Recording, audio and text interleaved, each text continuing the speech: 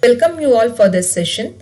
The last session we discussed the topics like Introduction to JavaScript, what can JavaScript do, JavaScript execution environment, document object model, and document tree structure.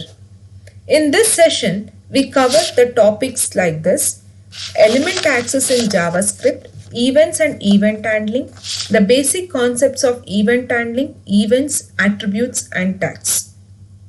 We'll go one by one. The first topic is element access in JavaScript. Every elements in XHTML have the corresponding objects in JavaScript. So, how to access these elements in JavaScript? That is a topic. So there are three ways to access this. One, that is by using the elements array. Second one, by using the element names. The third one, using the element IDs. First one, by using the elements array. This method uses the two arrays, that is forms array and elements array, which comes under the document object. To illustrate this, we are using an example here. We have written a code here, HTML code with the form and with the button. The name of the button is Turn It On. So how to obtain the DOM address of this button which is present inside the form? Okay. So for this I have written a code here. Document dot, I have to use a document object. Document dot forms of 0. The forms of 0 is, forms is an array. I can have multiple forms in the HTML. So as we have only one form, so forms of 0 indicates the form the given here. Okay, the elements of 0 means the button. There is only one element which indicates the button one. Okay, to access the DOM address of Turn It On, we use the code like this: document dot forms of 0 dot elements of 0. Okay, these are the two implicit arrays to access the DOM address of the button. So what is the drawback of this method? There is a drawback. Okay, so if any changes is done in the code, that is if I had a new button or if I delete an existing button, the DOM address obtained will be wrong. Suppose if I add a new button before the Turn It On, the DOM address, the code which I have written to obtain the DOM address for the Turn It On button goes wrong. Okay, this is a main drawback. So to overcome this problem, we can use the element names. Instead of using the implicit arrays, we can use the element names. So I have written a code here, XHTML code here. I have written a form with the name My Form, and inside the form I have a button with the name Turn It On. Okay, with the name Turn It On. I can use, instead of using arrays, I am directly using the names of the elements and the forms. Document dot my form is the name of the form, Turn It On is the name of the button. So this statement returns the DOM address of the button. Okay, Turn It On button the address ne retrieve madutte. What is the main drawback of this? The main drawback of this method is the XHTML 1.1 standard does not allow the name attribute in the form element. Even though it is legal in the form element, it does not allow to use the name attributes in the form element. Okay, this is the main drawback. So third method, that is by using the element IDs. So here we have to specify the unique ID for the elements in HTML by using the ID attribute. And these elements can be accessed in JavaScript by using a method called getElementById. So this is shown in this example. Here we can see I have given an ID for the button, and as well as we can give the ID for the form also. But in this I have given the ID for the button. The ID for the button is Turn It On.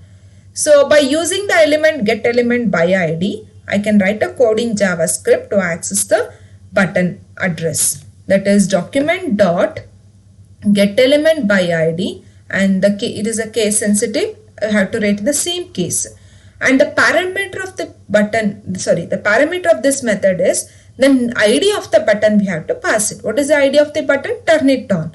The same id we have to pass it in a passed as a parameter of this method, that is element get element by id. So this statement returns the document address, that is DOM address of the button element.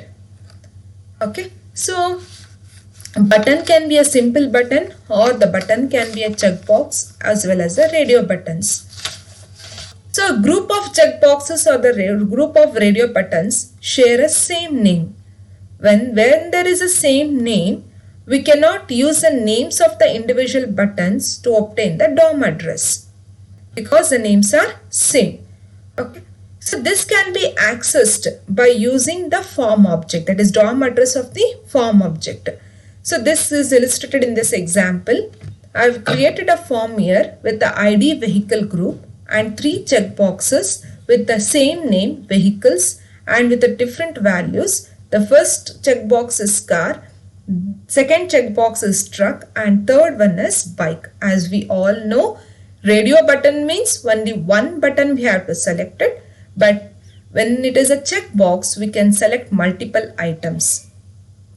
So this code will count number of checkboxes that are selected or that are checked. Okay. So to illustrate this, the JavaScript goes like this. The first statement here I've given is, I've initialized a variable numCheck. It is a variable and it is assigned to a value 0. Second one, I'm obtaining the DOM address of the form. So to obtain the DOM address, as I've given an ID for the form, that is my vehicle group is ID for the form, I'm using a method called getElementById.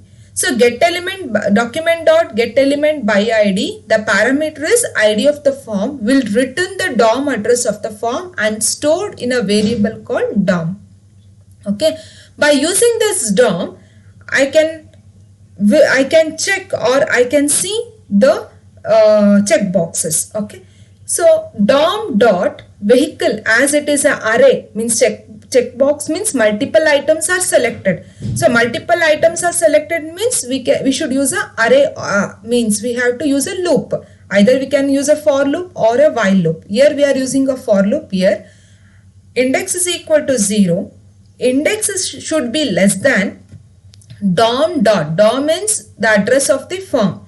Vehicles means name of the checkbox. Dot length. So this returns, the length is a property of the checkbox. Okay. This statement returns the length of the checkbox, that is number of checkboxes inside the form element.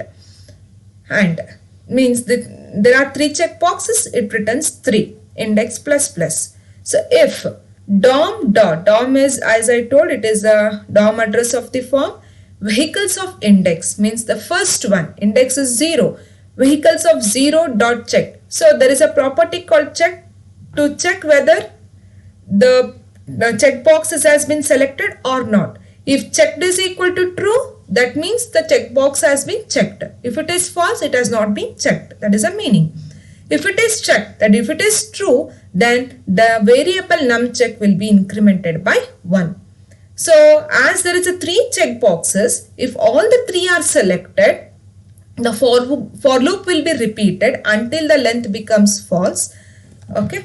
So if it is true, it increments the checkboxes. If it is if the checkbox is checked, then the numCheck will be incremented. That is, the variable will get incremented. If all the checkboxes are checked state, and the numCheck will be 3 because there are 3 checkboxes.